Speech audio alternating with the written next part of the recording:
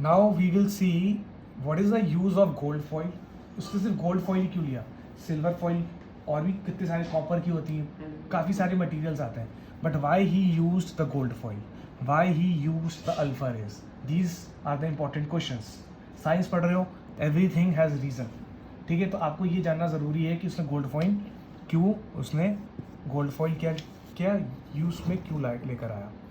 अगर gold foil की अगर हम बात करें तो उसने इसलिए लिया क्योंकि ये सबसे क्या होती है, थिन लेयर होती है इसकी. क्या होती है ये, थिन लेयर, बहुत पतली लेयर की फॉइल होती है ये. तो पतली के वजह से क्या होता है, इसके अंदर मोर देन 1000 एटम्स होते हैं. क्या होते हैं, more than 1000 atoms. So gold foil has thin layer which has more than 1000 atoms, which has more than 1000 atoms. ठीक है, this gold foil was about 1000 atoms thick. अब बात आती है, ये वाली चीज समझ में आ गई.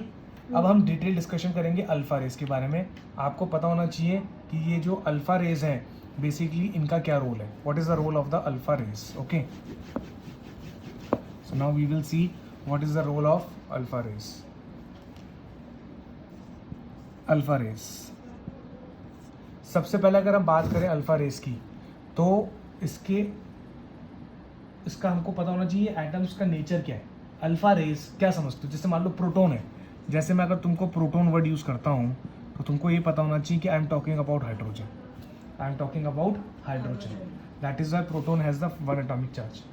जैसे मैं अगर बोल रहा हूँ एटॉमिक नंबर किसी का 10 है, एक है तो 1 × 10 ही तो होता है 10. ऐसा तो नहीं है, अगर मान लो अगर ये 2 होता, इसका चार्ज 2 होता तो हम 10 × 2 करते, 20 हो जाता. ये बात समझ में आ रही है. हाँ sir, alpha is a type of a रे और या फिर it is a similar particle only. Particle है, अल्फा पार्टिकल्स, एटम में पार्टिकल ही पार्टिकल है. अच्छा ठीक है. इसी तरीके से अगर हम अल्फा की बात करें, अगर हम अल्फा की बात करें तो ये होता है 4He2, 4He2. तो क्या मैं ये बोल सकता हूँ कि जो चार्ज है, चार्ज ये होता है नीचे वाला, तो charge on alpha particles is 2 times of proton. बोलो, ये बात समझ में आई नहीं. आई am saying the charge on alpha particles is 2 times of proton. ये लाइन है जिससे आप लोगों को कंफ्यूजन होता है. क्यों, क्योंकि यहाँ पे 2 है, यहाँ पे 2 है और यहाँ पे 1 है. तो इसका मतलब ये क्या हो गया, ये क्या हो गया, हैवी हो गया. क्या हो गया, ये अल्फा पार्टिकल्स क्या हो गए, हैवी पार्टिकल्स हो गए. अल्फा पार्टिकल्स क्या हो गए, हैवी पार्टिकल्स हो गए. साथ ही साथ छोटे छोटे नोट्स भी बनाते जाओ. ठीक है, तो उस टाइम पे ये सोचा गया कि जो अल्फा पार्टिकल्स हैं वो would be deflected by the sub atomic particles in the gold atom. क्योंकि जो अल्फा पार्टिकल्स हैं वो बहुत हैवियर हैं प्रोटॉन से. सो उसने ये सोचा था कि ज़्यादा डिफ्लेक्शन नहीं आएगा. जब मैं अल्फा पार्टिकल को शीट से टकराऊंगा तो it is not going to show the deflection. क्यों, क्योंकि भारी चीज़ है भाई, भारी चीज़ को हल्की चीज़ थोड़ी ना हिला सकता है. पर जब ऑब्जर्वेशन निकल के आई तो कहानी पूरी उल्टी आ गई. ही वॉज एस्टोनिश्ड, चौंक गया वो देख कर रदरफोर्ड.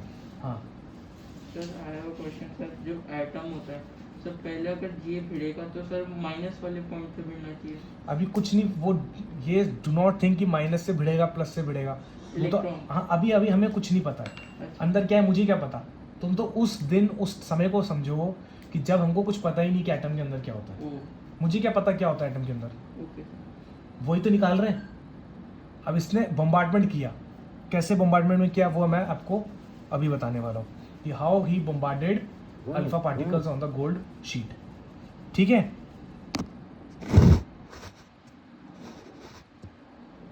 ये बात ध्यान में रखना, अल्फा पार्टिकल्स हैवी हैं. क्यों, क्योंकि इसका चार्ज डबल हो गया. Okay, so shall we move towards the drawing.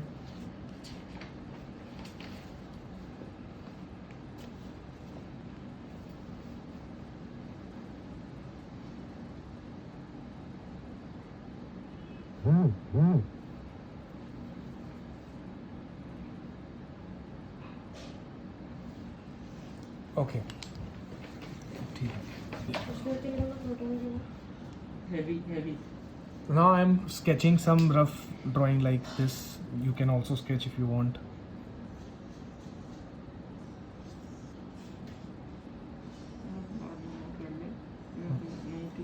इसके साथ ही कर लो ना मेरे साथ, मैं भी तो बनाई।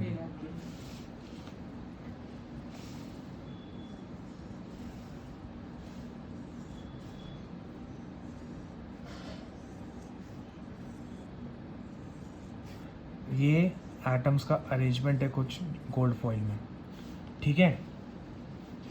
अब क्या होगा, इसके बीच में कुछ इस तरीके से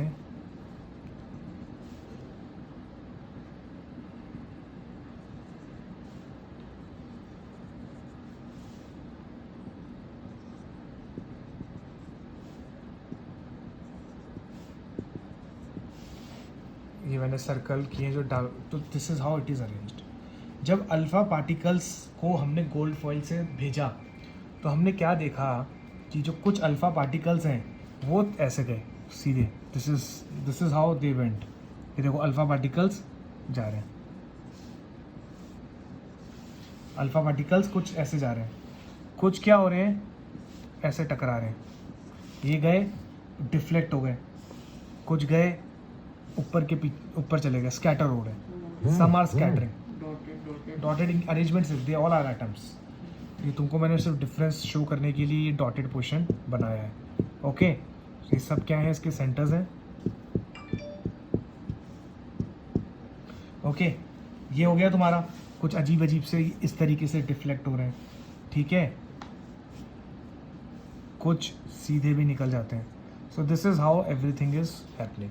सो ये बेसिकली जब अल्फ़ा पार्टिकल्स को स्कैटर कराया किस पर, this is my gold foil, this is my gold foil. इतना समझ में आ रहा है? गोल्ड फॉइल पर जब मैंने स्कैटरिंग कराई सो इस तरीके से कुछ निकल कर आया अरेंजमेंट। तो अगर हम बात करें कि क्या ऑब्जर्वेशन निकल कर आई, व्हाट वर द ऑब्जर्वेशन, तो इसमें यह देखा गया कि बहुत सारे जो फास्ट मूविंग अल्फा पार्टिकल्स हैं वो क्या होते हैं, सीधे ही निकल जाते हैं, they pass away straight through the gold foil. कुछ अल्फा पार्टिकल्स डिफ्लेक्ट हो रहे हैं, कुछ पार्टिकल्स क्या हो रहे हैं, डिफ्लेक्ट हो रहे हैं। You can see these are deflected rays, these are deflected, ये क्या है, स्ट्रेट है, दीज आर स्ट्रेट। और कुछ जो पार्टिकल्स हैं अगर हम देखें 12,000 पार्टिकल्स में से कम एक क्या होता है, रीबाउंड भी हो रहा है। तो अगर हम बात करें if we talk about the observation, तो आपको जो मेन पॉइंट याद रखना है वो क्या रखना है, एग्जाम में पूछा जाता है कि रदरफोर्ड की क्या ऑब्जर्वेशन थी। Number 1, many particles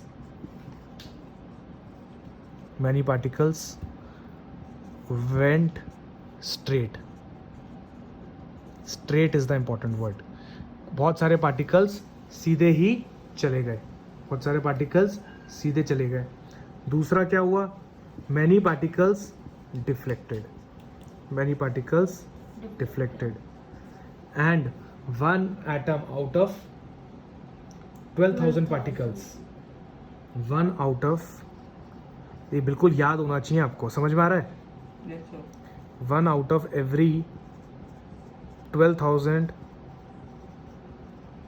particles, one out of every 12,000 particles क्या हो रहे हैं, रीबाउंड हो रहे हैं। रीबाउंड मतलब 180 डिग्री करके पीछे आ रहे हैं, they are coming back. Rebound means they are coming back. So I hope you are clear with this fact. बताओ मुझे, इतने में कोई डाउट है, इतने में कोई डाउट नहीं है, ठीक है।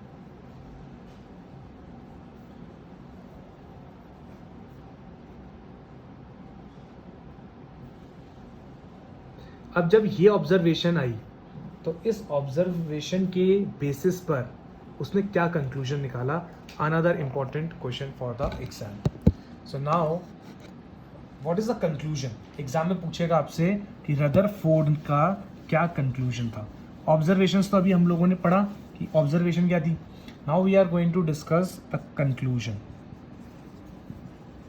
इन बातों से उसने क्या बातें करी, कंक्लूजन ये आया अगर बहुत सारे पार्टिकल ऐसे ही पास हो रहे हैं गोल्ड फॉइल से without getting deflected, Pujit, are you getting what I am saying, if the particles are passing without getting deflection, that means the space inside the atom is vacant. Most of the space inside the atom is empty. Most of the, लिख लो फटाफट, most of the space in atom is empty. Most of the space in atom is empty. बोलो, बात समझ में आई? Yes, sir. Because no deflection. No. No deflection, short में लिखवा रहा हूं मैं. जब नो डिफ्लेक्शन होगा तो इसका मतलब स्पेस क्या है? एम्प्टी है. क्योंकि डिफ्लेक्शन तभी होगा जब डिफ्लेक्शन कब होगा? When there is some charge. When there is some charge. ठीक है. फिर दूसरी बात जो उसने बोली कि कुछ पार्टिकल्स जो डिफ्लेक्ट हो रहे हैं, उसका मतलब क्या है कि there is some positive charge. क्यों? क्योंकि अल्फा पार्टिकल्स का खुद का भी चार्ज क्या है? पॉजिटिव चार्ज है. वो वापस repeat अल्फा पार्टिकल्स का चार्ज क्या है? पॉजिटिव है. Positive. तो रिपल्शन करेगा. तो अगर पार्टिकल्स देखो कुछ जगह पे एम्प्टी है तो वहां तो सीधे निकल जाएगा ना वो, और कुछ जगह पे वो डिफ्लेक्ट कर रहा है, तो जिस जगह पे वो डिफ्लेक्ट कर रहा है इसका मतलब वहां पे पॉजिटिव चार्ज है. क्यों? क्योंकि अल्फा पार्टिकल खुद भी पॉजिटिव चार्ज होता है. 4He2 जो है helium is positively charge. Okay, so कुछ पार्टिकल जो कि डिफ्लेक्ट हो रहे हैं indicates that the positive charge of an atom occupies very little space. Where लिख लो, where there is deflection. Sir, some particles must be deflected की वजह से कुछ ही तो हो रहे हाँ तो सर. कुछ ही हो रहे हैं ना, सर आपने लिखा many particles. वो तो नेक्स्ट में लिखा है. सर कहता many particle went straight, फिर many particles deflected. नहीं सम, अच्छा सम होना चाहिए. अच्छा हाँ सम होना चाहिए. Sorry, okay. Some particles are deflected. Okay, वो जो ऑब्जर्वेशन थी, ऑब्जर्वेशन में make a correction. By mistake I put this arrow, this sign, but I meant to say कि there is some particles which are deflecting. Okay, so where there is deflection, जहाँ पे भी deflection होगा, where there is deflection, there must be some positive charge. There must be some positive charge in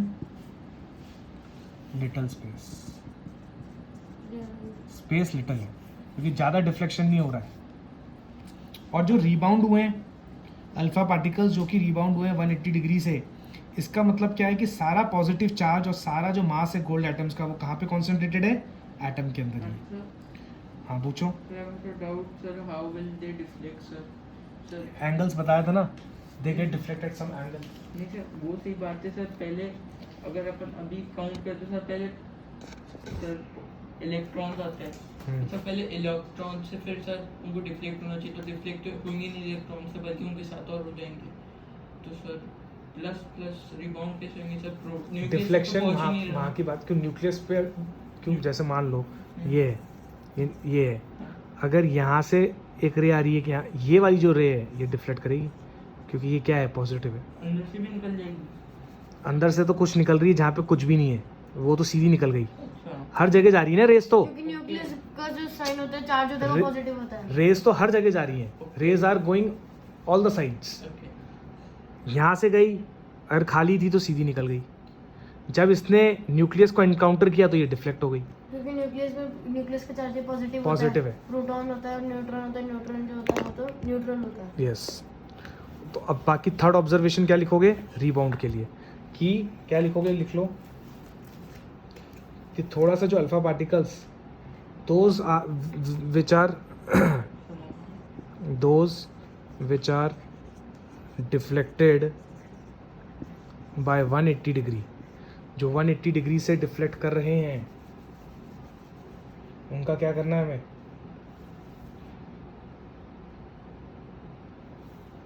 इसका मतलब क्या होगा? Indicates total mass and volume is concentrated at small space. Is concentrated at a small volume.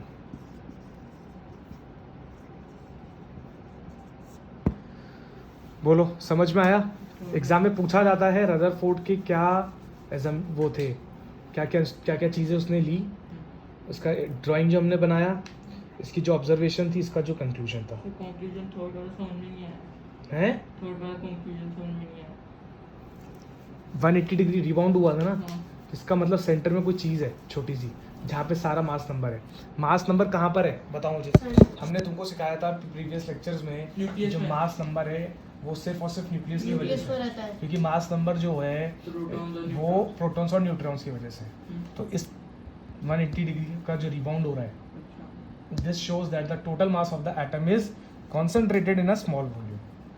तो sir पूरे atom भले कितना ही बड़ा atom ले लो, पर तुमको मास का मिलेगा सेंटर में मिलेगा। It is not focused everywhere, it is only at the small volume.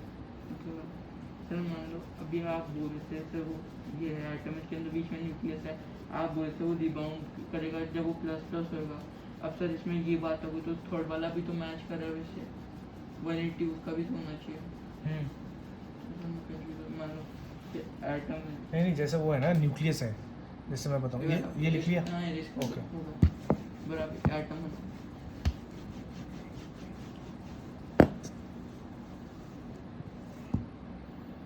जैसे ये है ना हाँ न्यूक्लियस है, हाँ एक तो रिबाउंड ये हो गया, रिबाउंड इसका बोलते हैं, रिबाउंड है। हाँ ठीक है।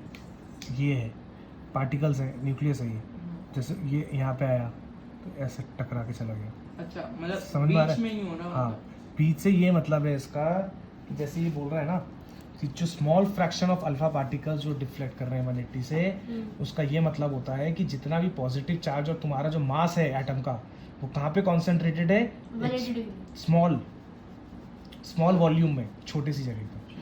और जबकि हमने क्या पढ़ा था, जो पार्टिकल्स डिफ्लेक्ट हो रहे हैं वो इंडिकेट कर रहे हैं कि there is some positive charge of atom occupying very small. Sir लेकिन सर ये भी तो, लेकिन देखा जाए तो सर टच तो सर लेकिन न्यूक्लियस पे कर रही है।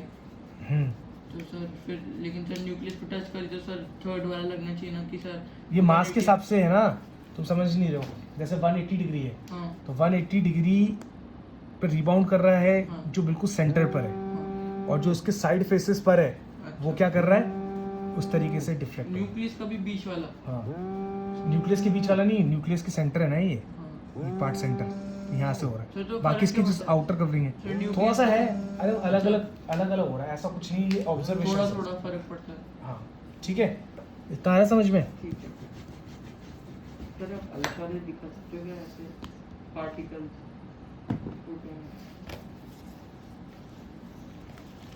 ठीक है, अब जो बात आ रही है वो क्या आ रही है कि फाइनली इसने क्या बोला, अब आप ध्यान से सुन लो कि जो फाइनली इसका उसने क्या बोला कि इसका मतलब क्या है।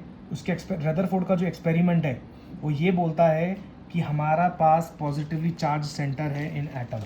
उसने क्या बोला कि मेरे पास एक पॉजिटिव चार्ज सेंटर है एटम का, जो कि उसको क्या बोलते हैं हम, nucleus, what we call it, nucleus, जो कि कहाँ पे है, nearly all the mass of the atom reside in the nucleus, और इसके अंदर ही सारा मास है। This is your nucleus, positive charge is located inside it, and the total mass is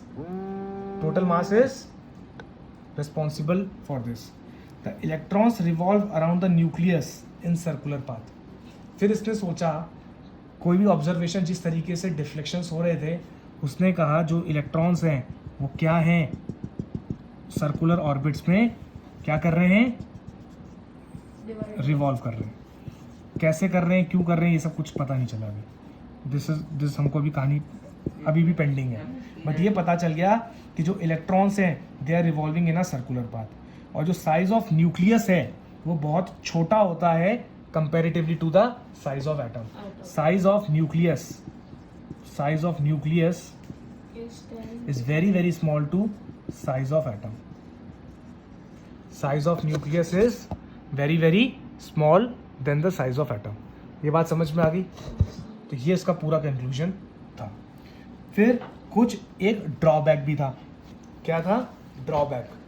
अब फाइनली ये कहानी आती है कि रदरफोर्ड का ड्रॉबैक क्या था। हर साइंटिस्ट का कुछ ना कुछ ड्रॉबैक भी निकल के आता है। तो if we talk what is the drawback, तो ड्रॉबैक में क्या हुआ कि जैसे उसने बोला कि जो इलेक्ट्रॉन्स हैं, सुन रहे हो, उसने क्या बोला कि इलेक्ट्रॉन्स सर्कुलर घूम रहे, electrons are revolving around the nucleus circular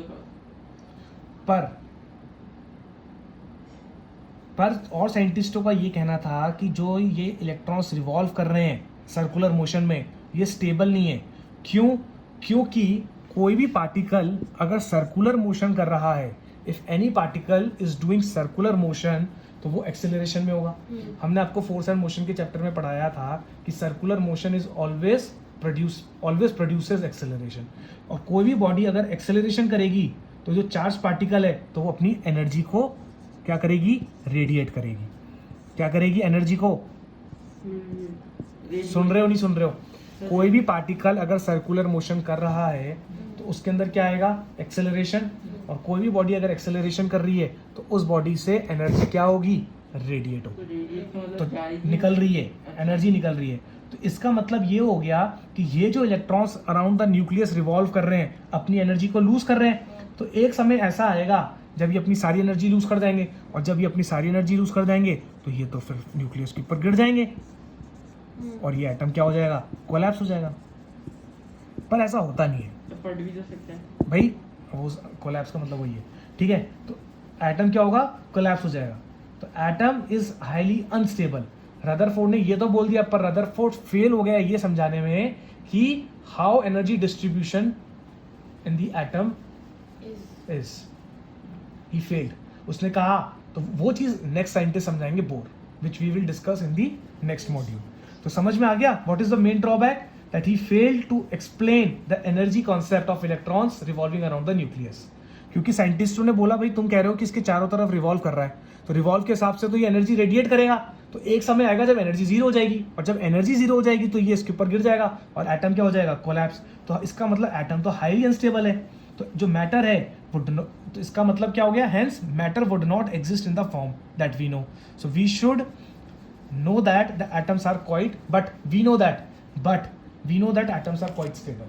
Rutherford के हिसाब से, रदरफोर्ड ने जो बोला उसके जो डिबेट निकल के आया, लोगों ने कहा तुम्हारे हिसाब से तो एटम अनस्टेबल होगा, बट ये बात तो पक्की है कि एटम स्टेबल है। कहाँ एटम कोलैप्स हो रहे हैं? एटम मजे से बैठे हुए। जो तुम बोल रहे हो उसके हिसाब से तो अनस्टेबिलिटी है, because they are radiating energy. They should collapse, but they are not collapsing, they are stable. Helium, neon, argon, they are stable. So what is the cause? What is the reason why it is stable? So this stability Rutherford was failed to explain, which was solved by the next scientist Bohr. So be tuned for the to listen about the Bohr's theory. And if you like the video, please do subscribe and press the bell icon and share with your friends. Thank you so much.